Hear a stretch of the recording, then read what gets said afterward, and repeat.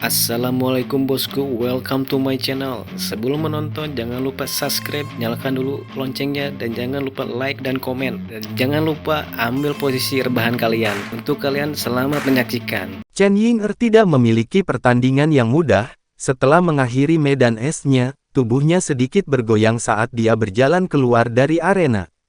Para pemanggil dari kuil jiwa semuanya tercengang oleh pertandingan itu. Jadi, sebenarnya mungkin bagi pemanggil untuk menggunakan cara seperti itu. Ini adalah medan pertama yang mencapai prestasi seperti itu di kuil jiwa, bahkan medan Kaisar Binatang Kepala Kuil Jiwa jauh dari perbandingan. Chen Ying'er menggunakan kekuatannya sendiri untuk membuktikan pernyataan San Sui sebelumnya. Memang, pada levelnya, San Sui sama sekali bukan lawannya. Tim Secercah Cahaya Harapan secara bertahap memperoleh lebih banyak persetujuan dari 6 kuil besar.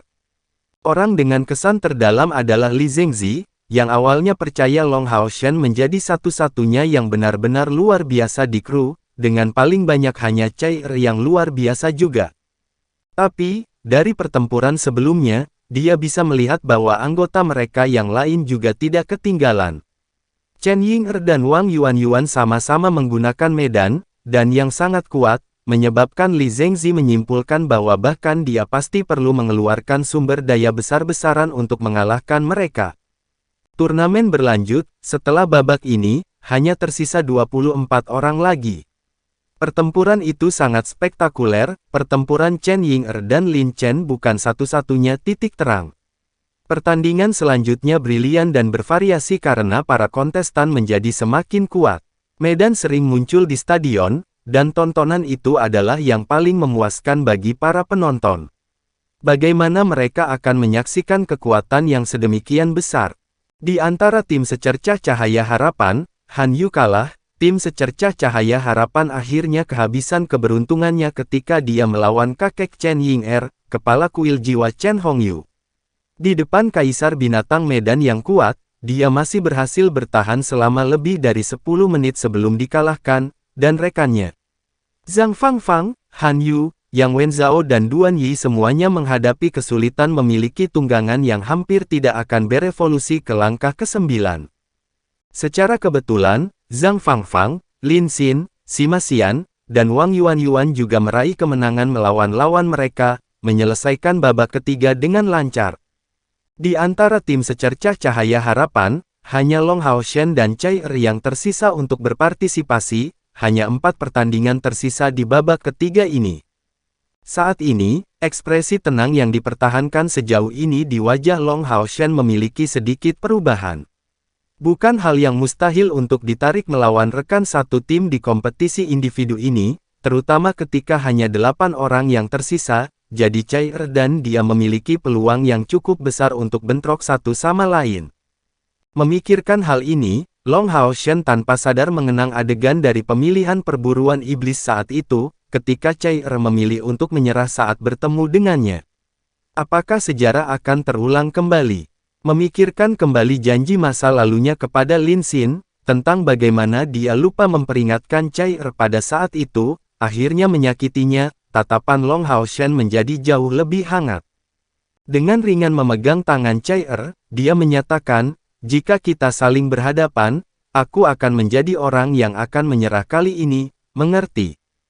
Long Haoshen tersenyum padanya, pada tahun-tahun itu, kamu jelas bisa mengalahkanku, namun memilih untuk menyerah pada pertandingan. Mengapa saya tidak diizinkan sekarang untuk menyerah juga? Cai Er tertawa sebagai reaksi, bodoh, jangan pikirkan itu. Apakah kamu bahkan menganggap keadaannya sama sekarang dibandingkan dengan masa lalu? Pada saat itu, menang atau kalah tidak masalah, tetapi pertandingan ini berkaitan dengan perlawanan kita di masa depan melawan iblis. Kamu adalah kapten tim Secercah Cahaya Harapan, pemimpin kami. Oh, sepertinya pertandingan kami tidak akan berlangsung. Selama diskusi mereka, cahaya seleksi mendarat ke Cai Er serta Seng Yue kakek buyutnya Cai Er, kontestan lain di area kuil assassin di seberangnya. Melihat penampilan Seng Yue yang tidak berdamai, Long Haoshen tidak bisa menahan tawa, lihat, kakek ingin melawanmu. Cai Er tertawa pelan dan menjawab, itu tidak akan terjadi. Seperti yang diharapkan, tanpa perlu Cai Er mundur, sebaliknya Zheng Yue sudah menyatakan, saya yakin tidak ada pertandingan dan menyerah pada pertandingan ini. Setelah mengatakan itu, dia kembali ke tempat duduknya bahkan tanpa berjalan pergi. Siapa yang bisa mengharapkan ada 3 tokoh terkemuka yang sudah menyerah, yang paling tersingkir begitu saja adalah Zheng Yue, yang sebenarnya langsung menyatakan menyerah segera menyatakan dirinya bukan tandingan. Ini sudah kedua kalinya kuil assassin dihadapkan dengan Chai Er. Dari 6 tim secercah cahaya harapan, hanya 1 orang yang belum muncul di atas panggung. Cahaya seleksi hanya bergeser sedikit dari Chai Er ke Long Hao Shen, menerangi dia dan lawannya dari kuil ksatria. Kedua belah pihak berasal dari kuil yang sama. Itu adalah seorang ksatria senioritas tinggi, terlihat sedikit lebih tua dari Long Tianying, yang berdiri perlahan dan mengangguk ke Long Hao Shen yang duduk di baris terakhir. Suaranya yang tua terdengar sangat tegas, biarkan ini menjadi pertarungan antara 2 ksatria. Setelah mengatakan ini, dia maju dengan langkah besar menuju lapangan. Long Hao Shen tanpa sadar menatap kakeknya, Long Tianying, yang menunjukkan senyum tak berdaya padanya.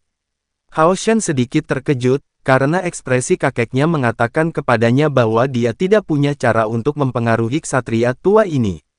Faktanya, seorang ksatria ilahi memiliki otoritas yang hampir tertinggi, yang berarti bahwa ksatria yang melampaui kendali Long Tianying ini pasti memegang posisi yang sangat tinggi juga. Long Hao Shen mengikuti ksatria ini ke stadion sebelum mengambil inisiatif untuk berakselerasi sambil melintasi arena dari ksatria tua. Ini adalah etiket sebagai junior ke senior, dia tidak bisa hanya berdiri di sini dan membiarkan yang lebih tua melakukan pekerjaan meningkatkan jarak.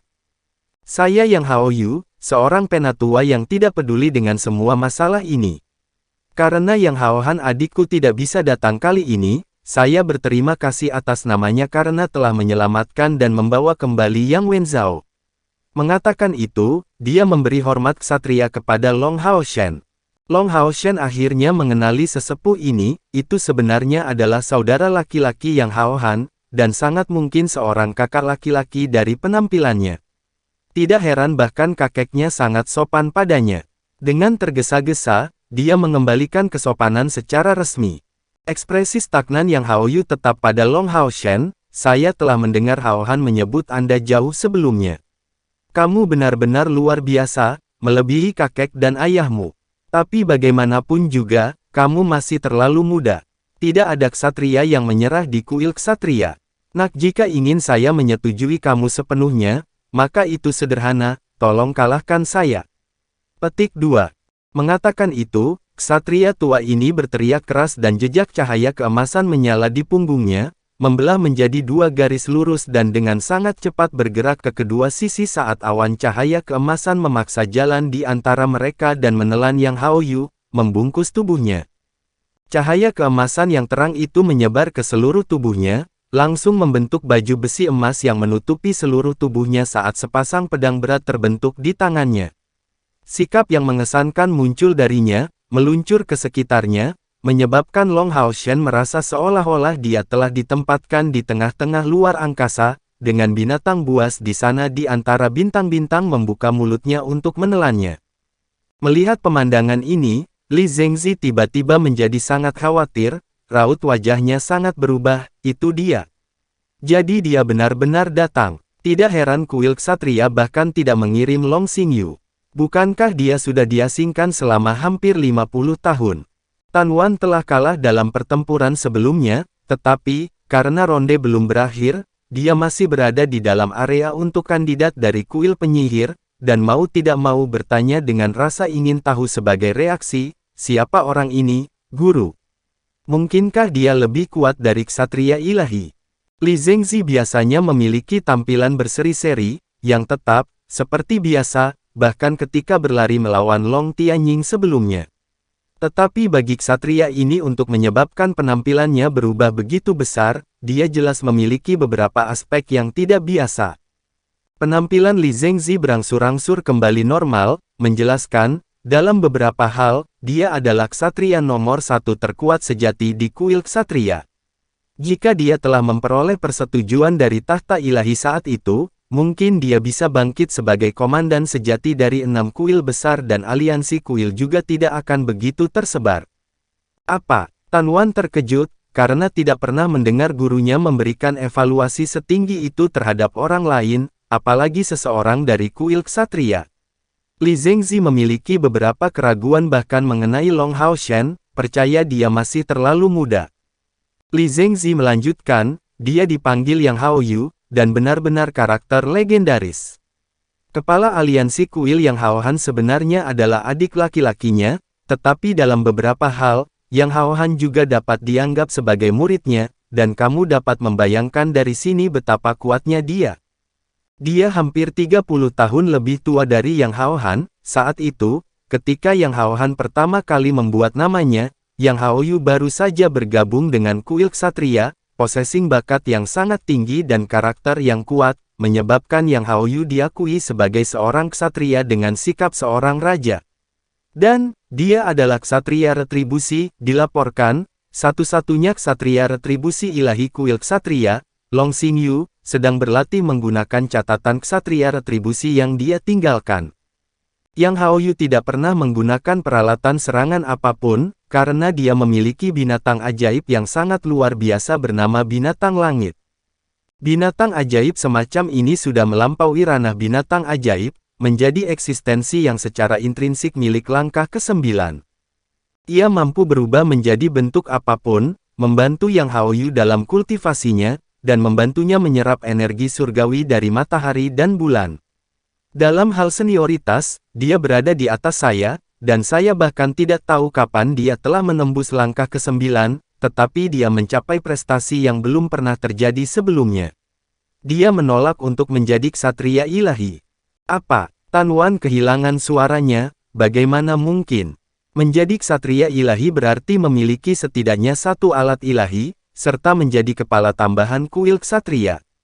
Lin Zengzi menghela nafas, tentu saja, Yang Hao Yu tahu sebanyak ini, tapi dia benar-benar terlalu bangga.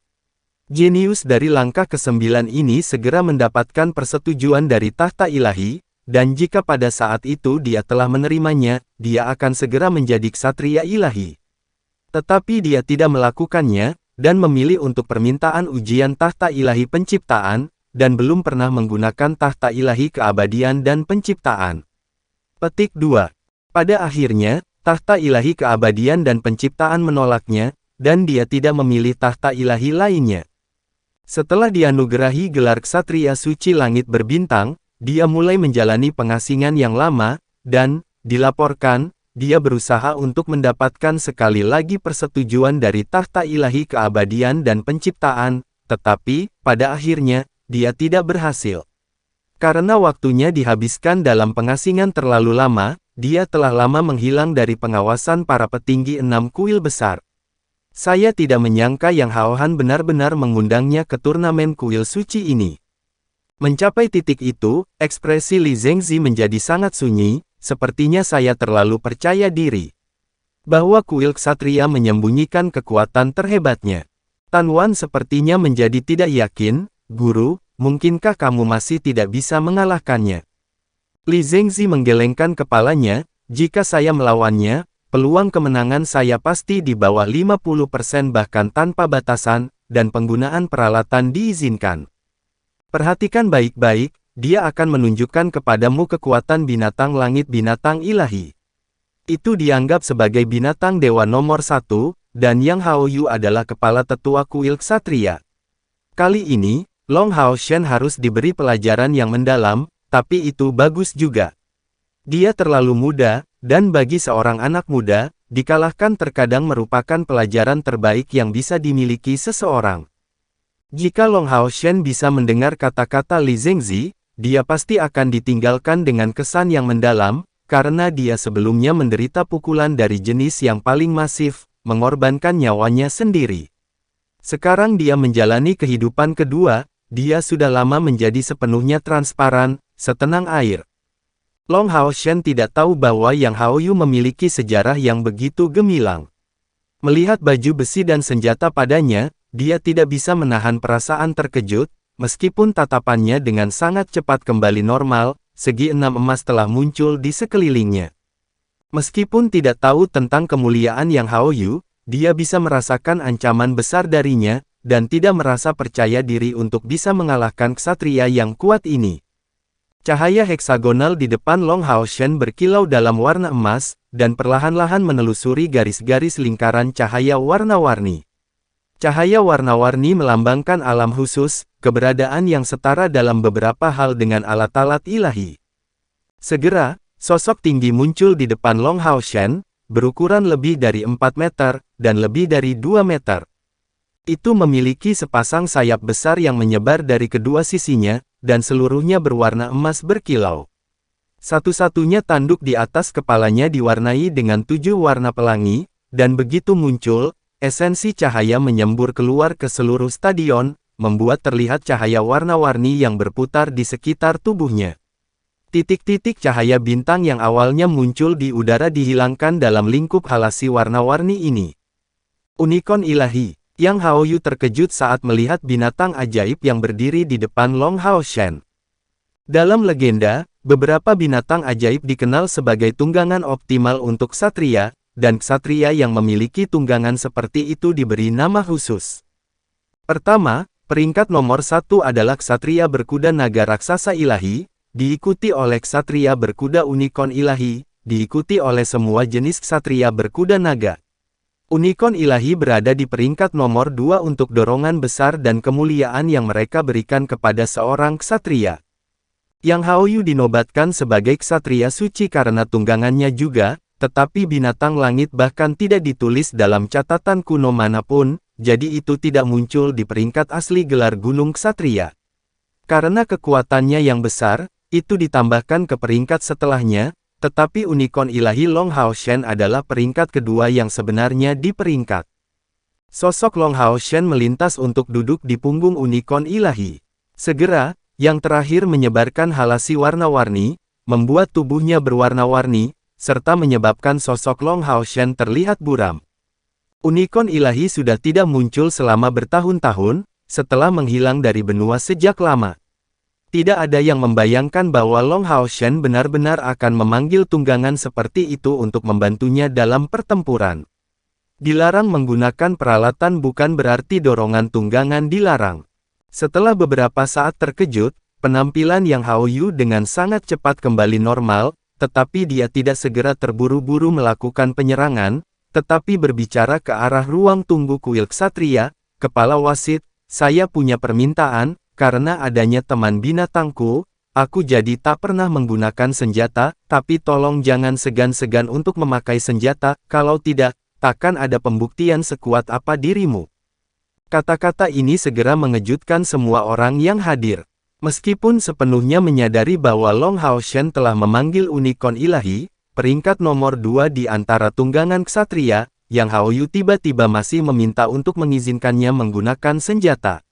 Apakah ini karena kesombongan? Dia tampak memandang Long Haoshen jauh dari lawannya sendiri.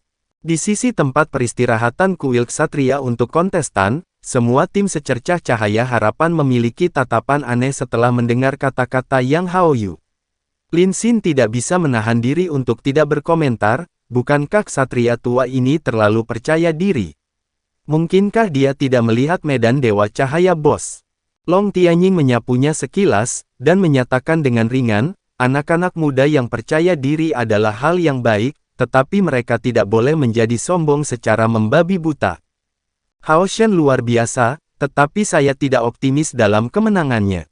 Anda semua harus tahu bahwa sejak 50 tahun yang lalu, saudara yang dikenal sebagai ksatria suci langit berbintang, yang ketenarannya sama dengan Chen Zidian, dan, meskipun dia bukan ksatria pemilik tahta ilahi, dia masih orang terkuat nomor 1 di kuil ksatria bahkan terkuat di seluruh kuil.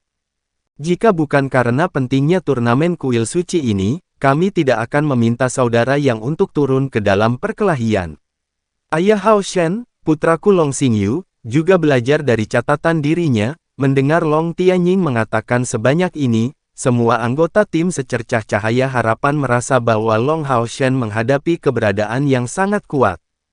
Seorang ksatria ilahi hanyalah pengikut yang menggunakan catatan yang dia tinggalkan, dan keberadaan yang bahkan lebih kuat daripada Chen Zidian yang legendaris. Ada apa dengan keberuntungan bos?